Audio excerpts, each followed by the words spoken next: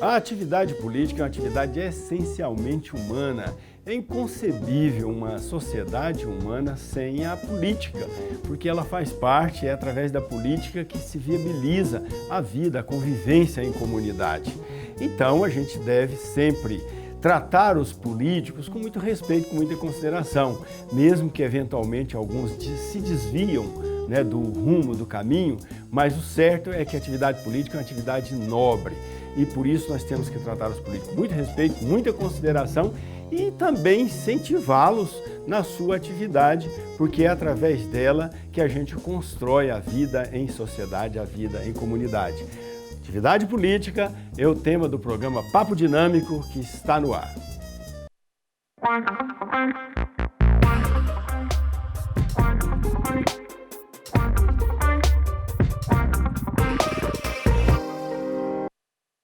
Olá, gente boa, muito boa noite. Estamos iniciando o Papo Dinâmico na PUC TV Goiás e também estamos no YouTube, no canal do programa Papo Dinâmico, no canal da PUC TV Goiás e nas redes sociais, no Twitter, no Instagram, no Facebook, sempre no perfil do programa Papo Dinâmico. Hoje nós vamos entrevistar aqui o professor Volmir Amado, que é ex-reitor da PUC Goiás, hoje secretário-geral da Sociedade Goiana de Cultura, doutor em Ciências da Religião, mestre em História e também tem graduação em Filosofia, História e Teologia. Ele que é muito conhecedor da vida política do Brasil, do estado de Goiás, né? A tese dele de doutorado faz um recorte importante sobre a história de Goiás também, entre outros aspectos. E ele também tem sido cogitado aí para entrar na vida política. Então, professor Volmir, muito obrigado pela sua presença aqui no Papo Dinâmico. Seja bem-vindo, boa noite. Boa noite, professor Daniel, boa noite a cada um de vocês que nos acompanham.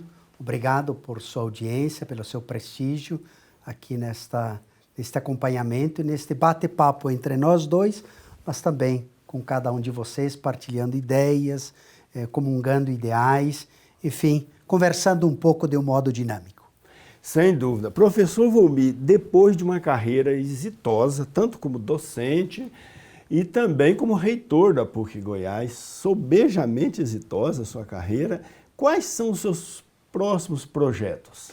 Professor Daniel, eu fiz uma longa jornada e chego às vésperas, estou com 59, em janeiro próximo estarei com 60 anos de idade. E desde os 17 anos é que eu saí do sul do Brasil. Chegando, fiz a graduação em filosofia em Campo Grande e desde então vim para Goiânia e aqui estou. Portanto, uns 40 anos de Goiás. É claro que eu não vim ao Centro-Oeste diferente um pouco de meus conterrâneos, muitos deles que vinham para a agricultura, para plantar soja, para a pecuária, e outros tantos que procuravam seus caminhos de atividade econômica. O meu modo de ver, desde a inspiração espiritual e religiosa, vindo pelos caminhos da igreja, do seminário, foi trazer uma contribuição, vir como num espírito de missão, não passar em branco nesta terra, neste chão, amar este povo. E aqui é que eu construí minha família, casei-me com uma goianiense, os 2 filhos que chegaram, graças a Deus já criados também, e assim construí a vida. Construí sob 2 perspectivas, uma que foi mais na linha pastoral e a outra que foi no campo profissional. Talvez muita gente me conheça muito pelo campo da educação, porque me dediquei durante 36 anos como professor, destes 28 anos de gestão universitária e destes 28 anos, quase 20, foram como reitor da PUC Goiás. Mas também tive todo um outro caminho pastoral, com uma dedicação muito especial ao Conselho de Leigos, que nós chamamos em âmbito nacional CNLB, Conselho Nacional do Laicato do Brasil. Pois esse conselho congrega todas as pastorais e movimentos da Igreja Católica no Brasil. Então, pastoral da criança, pastoral carcerária, as várias pastorais. Também movimentos RCC, Ovisa, Renovação Carismática, Pastoral Familiar, Encontro de Casais com Cristo, e os vários focolares, vários movimentos eclesiais que existem no mundo, estão também presentes no Brasil, pois este conselho congregava esta representatividade e nós, vamos dizer, participávamos dos demais organismos que compunham CNP, CND, CNLB, CNIS e CNBB.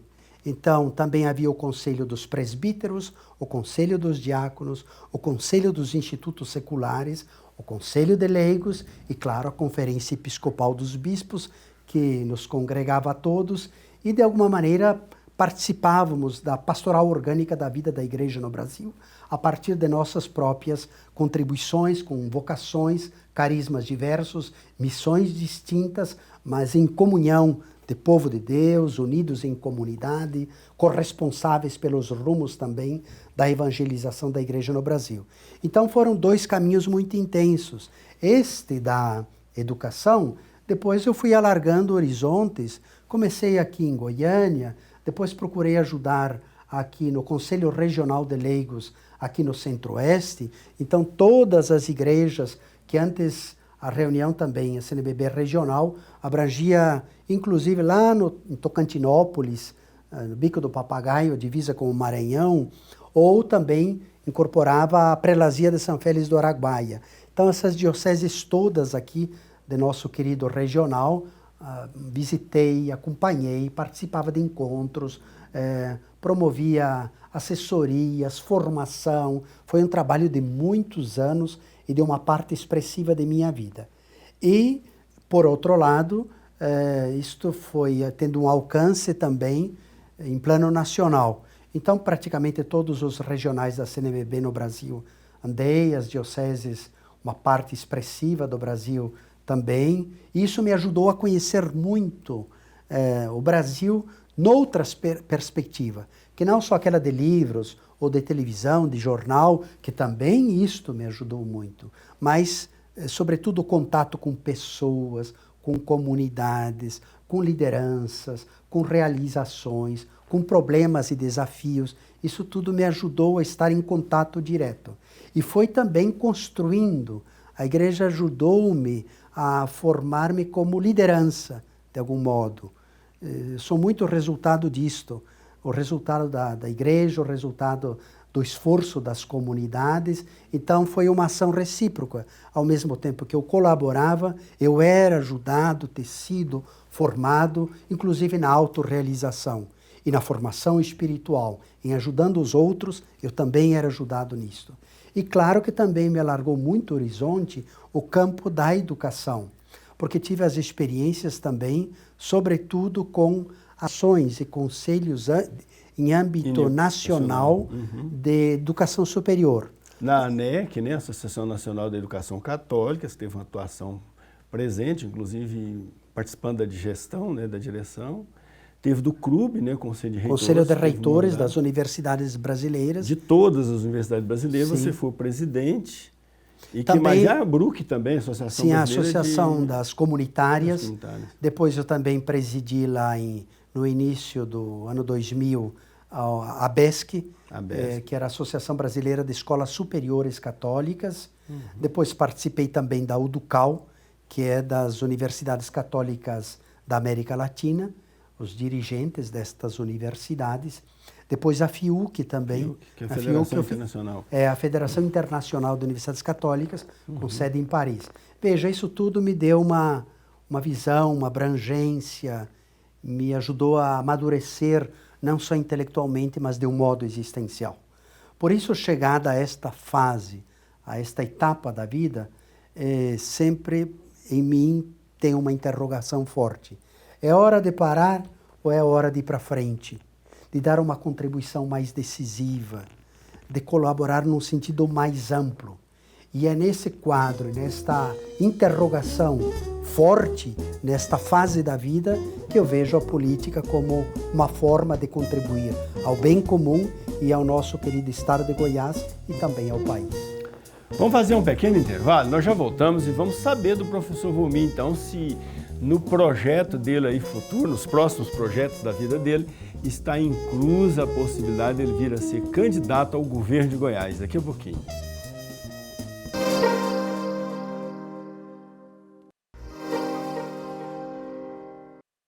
De volta com o Papo Dinâmico na PUC TV Goiás. E hoje nós estamos entrevistando o professor Volmir Amado, que é ex-reitor da PUC Goiás, secretário-geral da SGC e agora está aí sendo convidado a entrar na atividade política. Professor Volmir, só que coordenou tantos projetos na área de educação e na área comunitária, né? Como você vê a possibilidade de ser candidato ao cargo de governador de Goiás?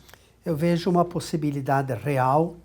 Coloquei o meu nome à disposição de meu partido, o Partido dos Trabalhadores, no qual sou filiado há muitos anos e, desde o primeiro instante, numa disposição de composição de chapa majoritária, nossa expectativa é de compormos com alianças, tanto quanto seja possível, mas nesse instante, para o partido, o nome está posto como para o cargo de governo do estado de Goiás. Então esta é a minha disposição e, claro, estou à disposição do partido, que está num processo de discernimento, que já fez uma discussão longa. Eu conversei, pelo menos tive umas 100 reuniões ao longo destes últimos 5 meses.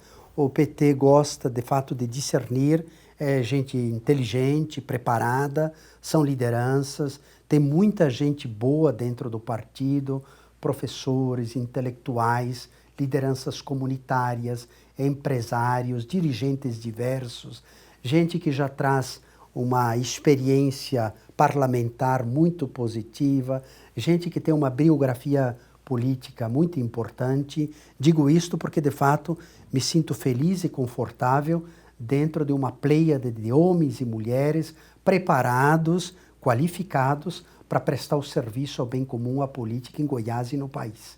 Agora, claro que dentro desse quadro global, o partido sempre pensa, sobretudo, para as próximas eleições, os deputados estaduais. Nós precisamos compor um bom quadro de deputados, também de deputados e senador federal, portanto, em plano federal, que possam ajudar o governo Lula.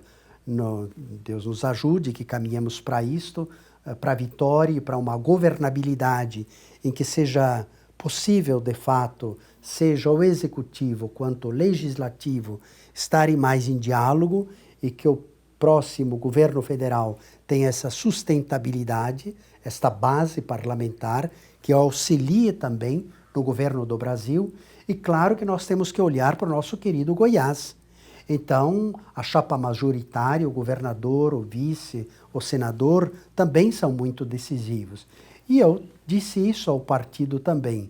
Eu trouxe humildemente esta história de vida para, com esta biografia, oferecê-la e somá-la às demais pessoas que integram este projeto mais amplo para conduzir o próximo governo em Goiás. Então, estamos aqui como que apresentando esta fase de pré-candidatura e, de fato, o partido também é o seguinte: ele gosta, de fato, de discutir, de aprofundar, de ver viabilidades, de analisar perfis, de prospectar. E, ao mesmo tempo, é um aspecto muito sábio, muito inteligente, é uma discussão preliminar para depois convergir na unidade e na sinergia, todos numa causa comum. Depois nós não temos no partido a questão do direito hereditário. Não é porque meus pais ou avós, quem quer que seja, tenha passado por cargos, que isto é transmitido de pai para filho. Isto é diferente conosco, porque cada eleição é uma, cada projeto e cada momento histórico da vida do Estado, do país, do município é um momento, e é por isso, claro, que o partido também quer analisar. Agora, não são só nomes. Sobretudo, o PT, em primeiro lugar, e isto já desde o ano passado, colocou: o PT tem plano. O PT tem um plano para o Brasil e um plano para Goiás. O professor Daniel, eu vi aí gostaria de apresentar. Esse eu não conhecia ainda. Aqui está o Plano de Reconstrução e transformação do Brasil. Outro mundo é preciso. Outro Brasil é necessário. E eu, claro, que tenho que acrescentar agora como candidato a pré-candidato, e outro Goiás é viável. Outro Goiás. Por um Goiás mais amado. Volmir Amado. Volmir Amado. Ó, já está com o slogan aí, pronto. Então, professor Volmir, mas eu tenho que fazer essa pergunta. Veja bem, o PT sofreu muitos ataques nos últimos anos, ataques de toda ordem, e houve uma queimação geral do PT. Apesar de todo o processo da Lava Jato ter levado muitos políticos à condenação, o PT não foi o partido que teve mais integrantes acusados e muitas vezes condenados, né? Mas foi o partido que mais foi atacado, né? E esse processo de recuperação da imagem do PT já está na fase aí, porque a gente vê nas pesquisas, o Lula está despontando as pesquisas e tal, já está superado isso? O PT e o Lula já superaram esse estigma que ele foi impregnado aí, portanto, pela mídia de um modo geral e também pela justiça, por membros da justiça, por membros do Ministério Público. Houve um ataque muito grande e a gente viu que a imagem do PT, principalmente em Goiás, né, sofreu muito. Esse processo já está superado? Primeiro, eu gostaria de recordar que, de fato, o mundo da política, a concepção de Estado moderno, ela está em crise há muito tempo. E há um desafio gigantesco de recuperar a credibilidade da política. Quando você olha a confiabilidade da população sobre as demais organizações e instâncias, Igreja Católica, Exército, os Correios, as Forças Armadas, o Executivo, o Legislativo e o Judiciário, todos vão a cada ano tendo um declínio de confiabilidade na avaliação da população. E, curiosamente, nós não temos outra mediação e outro caminho, por enquanto, nesta época em que vivemos e naquilo que foi possível à nossa sociedade e às demais sociedades no Ocidente, que são sociedades democráticas, senão construir este mundo e reconstruí-lo permanentemente. E nele entra gente boa e gente menos boa, e aí vai indo. Como em todas as organizações, também há problemas e tudo mais.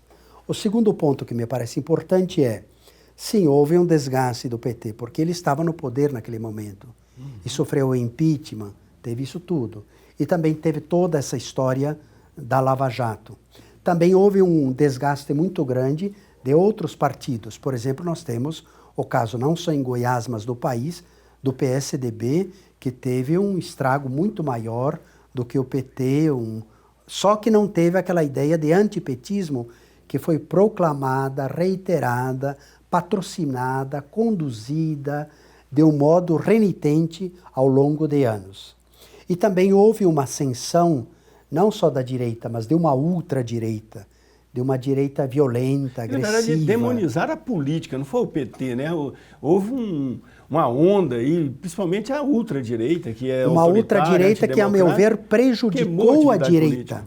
Porque aquela direita que conhecemos da teoria do liberalismo, de Ricardo, de Smith, aqueles teóricos que concebem a teoria liberal, bom, aí é gente inteligente que pensa, eu penso de um modo diferente, sim, e o partido também, seja do liberalismo, seja do neoliberalismo, porém, é claro que são colocações inteligentes, de intelectuais, mas daí a você dizer que essa ultradireita que eclodiu nos Estados Unidos, que eclodiu em muitos países do mundo e que chegou ao Brasil também, mas que também às vezes contaminou as igrejas, as religiões, que entrou no campo das universidades, isso fez muito mal e, portanto, se viveu um tempo difícil coincidindo com uma bendita pandemia. Perfeito. Então, de fato, foi um tempo difícil. E também, claro, chegamos aqui ao PT onde estamos situados. O PT tem milhares de filiados, sim, centenas de milhares. Gente boa e que tem a dar uma grande contribuição para este país. Exatamente. Daqui a pouquinho a gente vai voltar, nós vamos fazer um pequeno intervalo e vamos ver então como é que o professor Volmir se aproximou, né? Como é que os ideais dele se aproximam dos ideais do PT. Daqui a pouquinho a gente volta.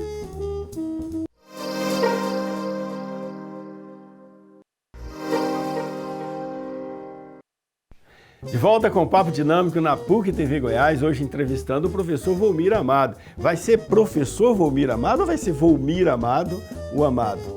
Eu penso que vai ser Volmir Amado. Volmir Amado. Volmir Amado porque é um nome, assim, pega mais conhecido. Sim. Alguns lembram como Amado, outros como Volmir. Então é melhor fazer essa composição. Fica mais Terésio, simples também. Terésio era o nome do meu avô. Eu carrego este nome com muito orgulho. Nós somos em 7 irmãos. O meu irmão anterior, meu irmão mais velho, é Vladimir Francisco. O pai deu com o nome do avô materno. E eu, Terésio, com o avô paterno. Então, eu vou pedir licença a ele, espiritualmente, para usar o nome só, Volmir Amado. Perfeito. Professor Volmir, você citou aí o Ricardo, Adam Smith, que são teóricos, né? Liberais, mas o PT não se identifica inteiramente com o ideário liberal. Como é que você se aproximou desse ideal, desses ideais petistas? Sobretudo pelo compromisso social. A minha vida toda eu fui formado, mas também eu me envolvi sempre em projetos sociais, numa caminhada social, no compromisso com os mais pobres, no compromisso com as situações vulneráveis da vida, na preocupação com os mais frágeis, com quem está no mundo do trabalho, não com as elites. Está bem que você tenha que fazer relação, diálogo com o mundo do capital, mas sobretudo com os mais pequenos, os mais frágeis, os que estão aí ralando todo dia, que levantam cedo, que têm que conquistar o pão de cada dia, que tem que estudar, tem que crescer, tem que criar seus filhos, que tem que pagar o botijão de gás, a conta da água, da energia, e tudo com o dinheiro contado a cada mês, que às vezes para comprar uma pizza, um bolo de aniversário, isso é uma excepcionalidade tão grande e que pesa no pequenino orçamento familiar. Como não ficar solidário a isto? E isto não pode ser algo marginal num programa de governo. Não pode ser algo da OVG, não pode ser algo de primeira-dama. Claro que é bom que ela se envolva também, ou que a OVG esteja aí numa liderança, mas eles devem estar, os pobres devem estar no coração de um governo, no coração do bem comum. Esta é a minha coincidência com o Partido dos Trabalhadores, porque nele eu encontro gente de todas as igrejas e religiões, de todos os níveis de escolaridade, de intelectuais, às vezes aos que têm poucos anos de escola, mas todos convergem nisto. E isto eu fui formado desde lá do tempo do seminário, de pastoral de juventude, de catequese, de Medellín, Puebla, Santo Domingo, documento de Aparecida, dos documentos do magistério, dos diversos papas, desde o Concílio Vaticano II, Paulo VI, João Paulo II, Bento XVI, todo esse... E nesse aspecto você identifica tanto com o PT quanto com o Papa Francisco também, né? Sim, porque se você olha... É a opção preferencial pelos pobres. Os grandes marcos, a preocupação com os pobres, com os mais vulneráveis, e a rigor, como diz o Papa Francisco, o grito da terra e o grito dos mais abandonados da terra. Então você tem, por exemplo, a dimensão toda ambiental e também esta social. De modo que, para mim, me pareceu um partido aberto, plural, que acolhe diversas religiões, que não exclui quem tem a origem como eu, de comunidade, de igreja, de paróquia. Então, se me acolhem também, e há esta convergência de ideário, é claro que isto teve uma coincidência. No entanto, tem um aspecto peculiar. Recentemente nós tivemos aqui, com muita dor, o falecimento de Iris Rezende. A decisão mesmo pela escolha do partido ocorreu quando o Iris era o prefeito, Paulo Garcia o vice. Eu estava muito enfronhado em educação, então ainda não tinha efetivado qualquer filiação, mas estava acabando o segundo mandato da universidade, que não era a PUC ainda naquela ocasião, e chegando na prefeitura, claro que foi por outras finalidades, mas ambos, prefeito e vice, Íris e Paulo Garcia, ambos de saudosa memória, um sentou de um lado e outro do outro e disse: Valmir, chegou a hora de você filiar. Chegou a hora de você trazer um outro tipo de contribuição para esse estado e este país.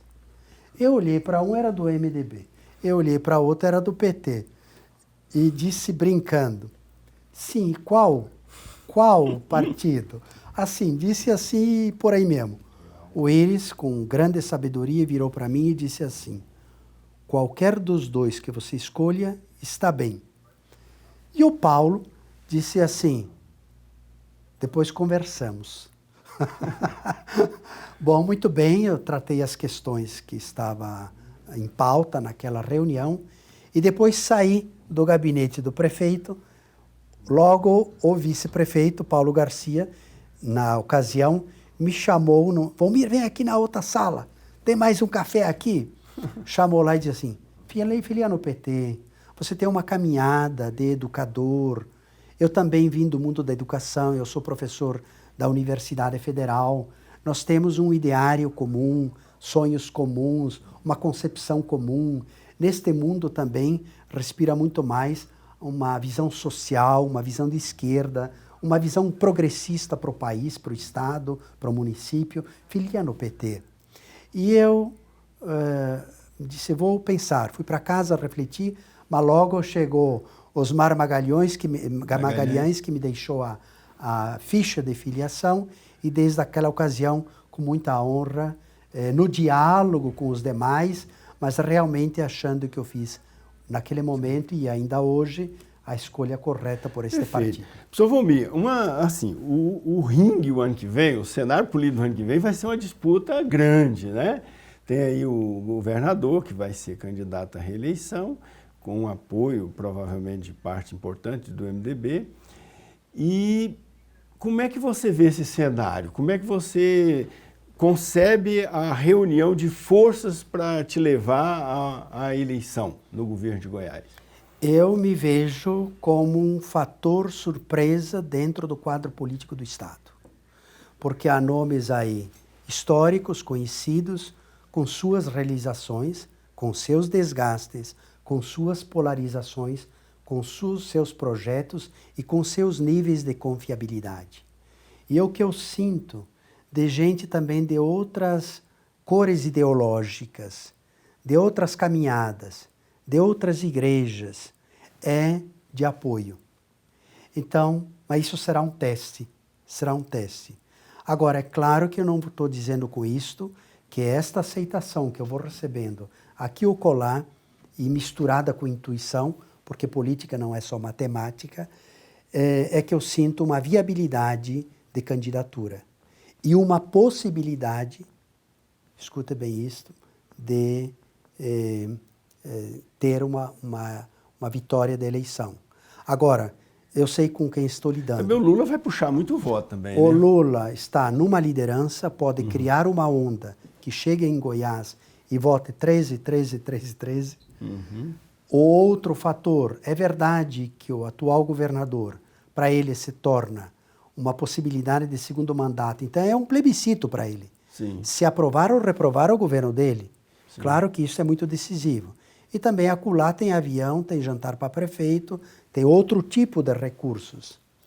Mas eu almejaria muito se tivesse alguma possibilidade de alianças, de coalizão, mas não tenha dúvida que as esquerdas em Goiás se unirão e alguns seu nome também vai favorecer uma ampla, né? E Ampliar alguns de um pouco o leque centro. de Não tenha aliança, dúvida que se não fizermos aliança de imediato, em havendo segundo turno, todos vamos ter uma coalizão explícita, suprapartidária, naquele que represente um projeto de visão social para o estado de Goiás. O seu perfil de esquerda é um perfil amplo, não é um perfil sectário, pelo contrário, é um perfil democrático de articulação, não é isso?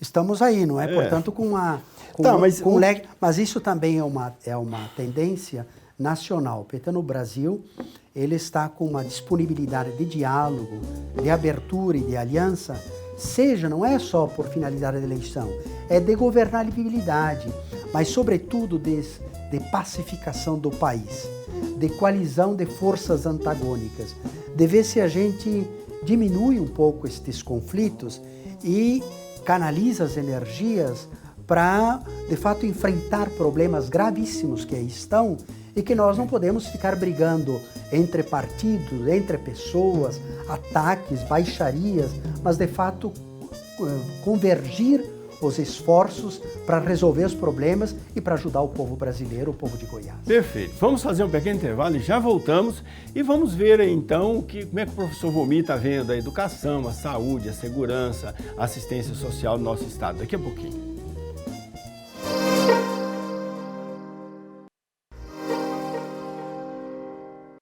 De volta com Papo Dinâmico na PUC TV Goiás e também estamos no YouTube, no canal do programa Papo Dinâmico, no canal da PUC TV Goiás e nas redes sociais, Facebook, Instagram, Twitter, sempre no perfil do programa Papo Dinâmico.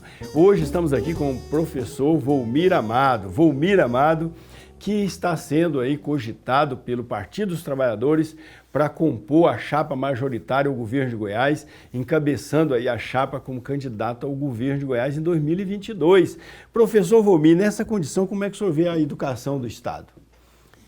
Eu penso que a educação em Goiás e no Brasil enfrenta um desafio gigantesco que nós já carregamos historicamente, com muitos reveses, com muitos impasses, mas nós temos uma conjuntura que nos impactou enormemente e que tratamos isto também no texto base da campanha da Fraternidade 2022, da qual, com honra e humildade, eu fiz parte da equipe nacional que redigiu esse texto base da campanha da Fraternidade do próximo ano e que trata exatamente sobre o tema Fraternidade e Educação. E no primeiro grande capítulo deste texto base, que as comunidades católicas e outros tantos que queiram estudar vão trabalhar, vão inspirar-se e vão refletir no próximo ano, é o tema da educação. No primeiro grande capítulo, nós tratamos e correlacionamos dois temas, que é o da pandemia e o da educação, porque talvez um dos setores mais impactados foi a educação no Brasil. Claro, deu essa quebradeira de empresas, sobretudo o pequeno empresário, comerciante, que estão falidos, não têm apoio, não sabem como retomam. Mas, se vocês repararem, por exemplo, a criança lá da alfabetização, ela já está com 8, 9 anos e não sabe ler e escrever. Era para ela, depois do maternal, com esses 2 anos seguintes, ter aprendido pelo menos a leitura elementar e a escrita elementar. E o que aconteceu? A pandemia, é que nos impactou a todos, mas impactou sobretudo aos mais pobres, as crianças mais vulneráveis.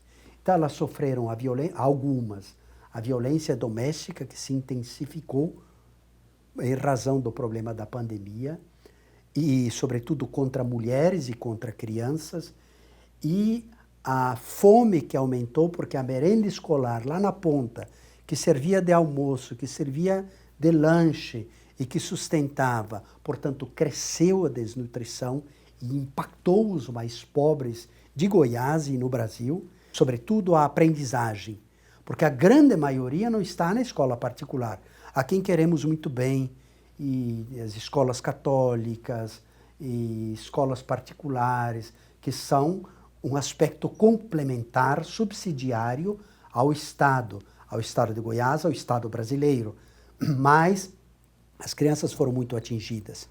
Então, este aspecto qualitativo, ele é quase que imensurável.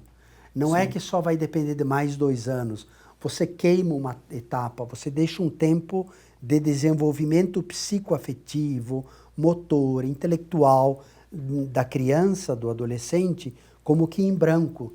Isto não foi superado, porque nós não conquistamos a plena autonomia e cidadania de todos, sobretudo dos mais pobres, de um Goiás para todos, de um Brasil para todos.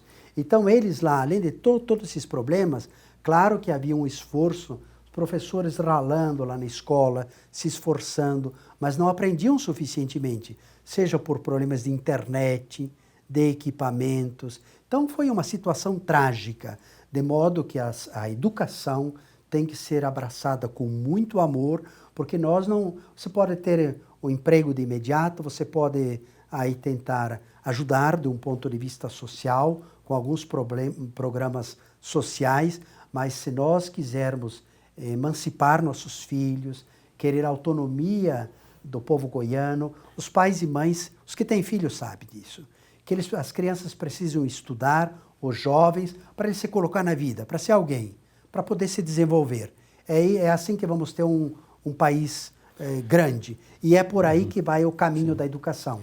Então ela, necessariamente, com o nosso governo, mas com qualquer governo, eu penso que isso deve ser uma prioridade fundamental. Perfeito. E a questão hídrica? A gente passou aí, tem passado por muitas dificuldades, falta de água, e inclusive com aumento da taxa de energia por causa de escassez de água nas usinas. Não sei se é só desculpa para aumentar preço, mas enfim, a gente tem visto aí os rios secando e tal. Como é que você vê essa questão ambiental, especialmente Vejo a hídrica? situação ambiental e hídrica em Goiás e no Brasil, mas aqui agora fazendo esse recorte em nosso estado, numa situação muito grave, muito grave.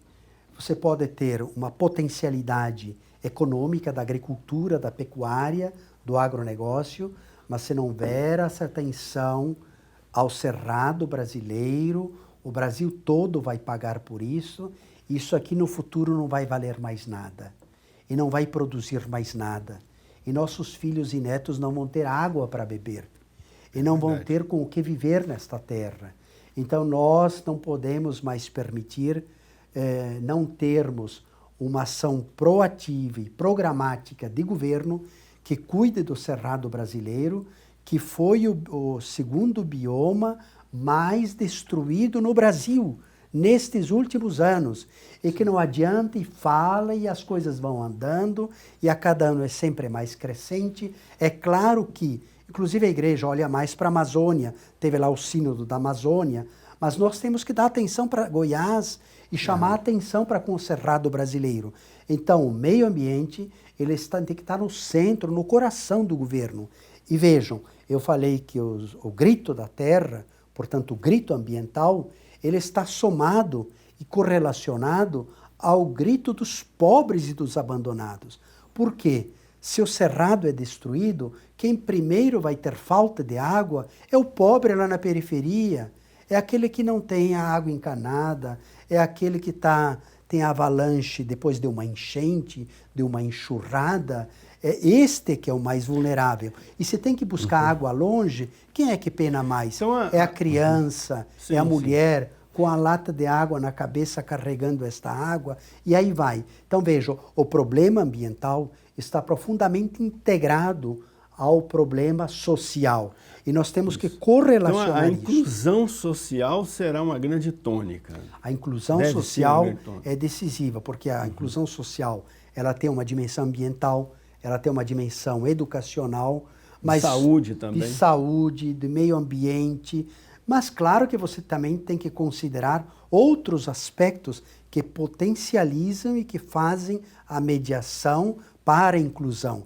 É claro que temos que ter uma economia arrojada, potencializar empregos, desenvolver recursos energéticos renováveis, ter uma potência de energia elétrica, ter energia solar, energia eólica, ter outras possibilidades de produção de carne que não só da pecuária, mas quem sabe da piscicultura, de um intensivo maior da criação de galinhas, de porcos, como é Santa Catarina, Rio Grande do Sul, por exemplo, que tem lá grandes empresas com laticínios, com frigoríficos, com exportação internacional, e que de fato o produto ele é beneficiado, ele vai longe. Então outras formas de desenvolvimento de economia que ajudam também. Agora, realmente, tudo isto é colocando os pobres no centro do plano de governo. É preciso um orçamento pensado, como dizia o Lula, onde o pobre está no centro. Sim. Onde eles sejam considerados e previstos nas discussões orçamentárias. Se você tem um orçamento para Goiás no próximo ano, em que de 2 bilhões, 1 bilhão é para asfalto, há algum desequilíbrio aí.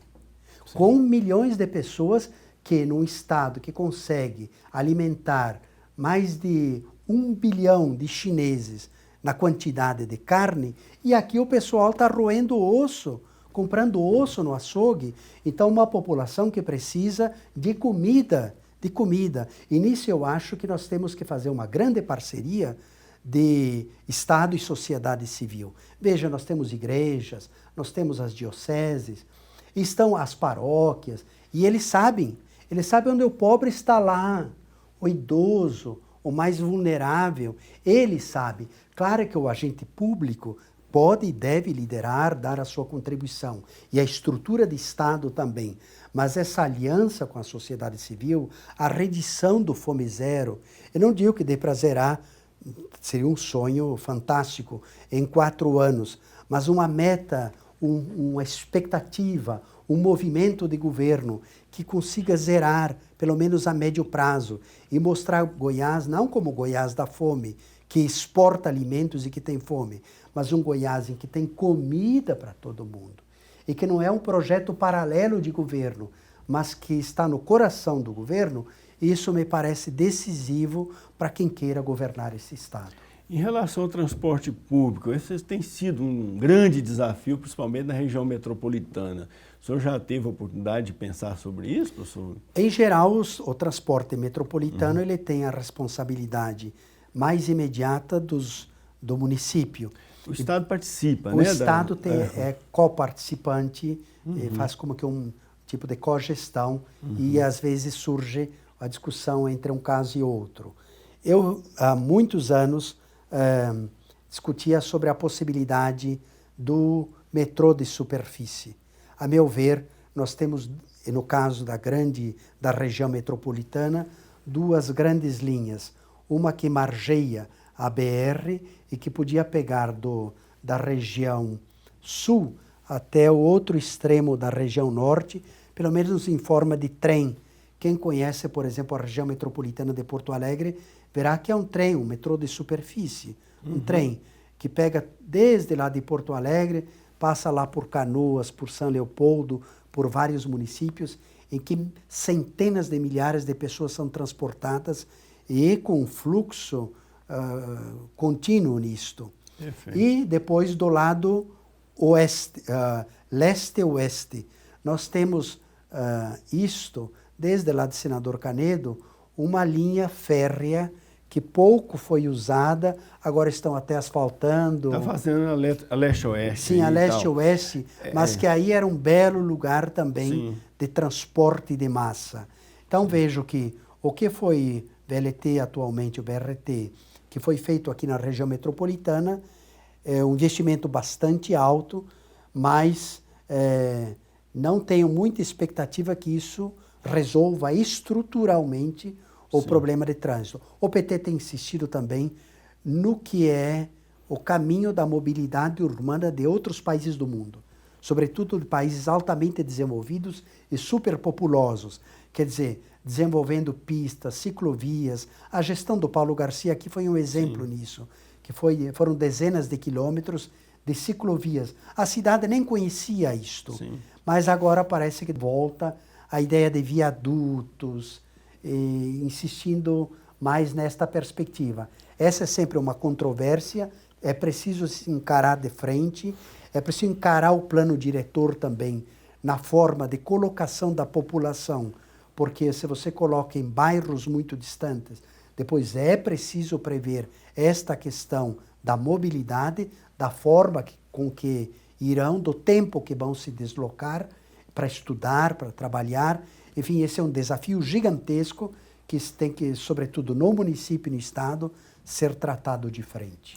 Agora, o que é importante talvez é o governo liderar, digamos, né, essa conversa entre os municípios, porque são vários municípios que interferem na definição dessa política. O que nós percebemos que, de fato, não se conseguiu, aqui na região metropolitana, com os municípios vizinhos, vamos dizer, uma convergência plena, sim, um esforço conjunto para encontrar soluções para isso. Professor Volmir, em relação à segurança, grande investimento que o atual governo tem feito é na segurança. Como é que o senhor vê essa questão? Eu vejo que nós caminhamos bastante neste aspecto da segurança em Goiás.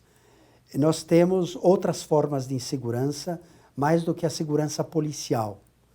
E dizíamos da educação, a educação é um grande componente para a segurança, porque é ela que planta a paz social. Então a sociedade deve ser desarmada. A sociedade não precisa de armas, a sociedade precisa de paz. Então isto se faz com uma educação para a paz. Depois a paz também no trânsito, a paz em diversas dimensões da vida. Também vejo que há outras formas de insegurança. Nós falamos aqui a insegurança alimentar, nutricional. Isso nos põe a todos em insegurança. A insegurança no aspecto de um marco regulatório para as redes sociais, porque se pratica muita violência aí. Enfim, são outras expressões de insegurança que não se está tratando suficientemente, além daquilo também o aparelhamento das polícias, a capacitação, o treinamento, enfim, tudo aquilo que dá segurança convencional. Mas é preciso estender este conceito sobre outras formas de insegurança que a sociedade enfrenta e que é preciso, de um modo processual, programático, prospectivo, olhar para o futuro de um modo diferente, essas dimensões mais amplas que tragam a vida, a paz também para o estado de Goiás. Pois bem, ouvimos aí o professor Volmir Amado, que se realmente confirmar aí a sua candidatura ao governo de Goiás, ele é está colocando o nome para ser pré-candidato ainda, porque depois vai para a convenção para ser oficializado. A gente vê que ele propõe, então, desenvolver em Goiás um governo inclusivo, um governo dialogal, democrático, inclusivo e também, eu pude perceber na sua fala, um governo também moderno, progressista, né? Progressivo, como é que eu diria? De progresso para Goiás. Um governo inclusivo, um governo social, um governo corresponsável com a sociedade civil e um governo situado na terceira década do século XXI, com todas as exigências daí decorrentes. Perfeito. Resumo aí do futuro possível governo do professor Volmir. Vamos torcer, professor Volmir, vamos rezar e, quem sabe, engajar nessa luta aí também para que você possa realizar esse governo que me parece muito atrativo, muito interessante. Gente, um grande abraço. Antes de despedir de você, eu despedir aqui do professor Volmir. Muito obrigado, professor Volmir. Boa noite. Boa noite. Obrigado, professor Daniel. Obrigado por esta oportunidade de estar com vocês até essa hora. Para mim foi uma alegria muito grande e, de todo e qualquer modo, em qualquer lugar que estejamos, vamos amar Goiás, vamos amar o povo goiano, vamos amar o presente, vamos olhar o futuro. Um abraço cheio de gratidão e de amizade a você. E para você que nos acompanhou, um grande abraço, boa noite, até a próxima.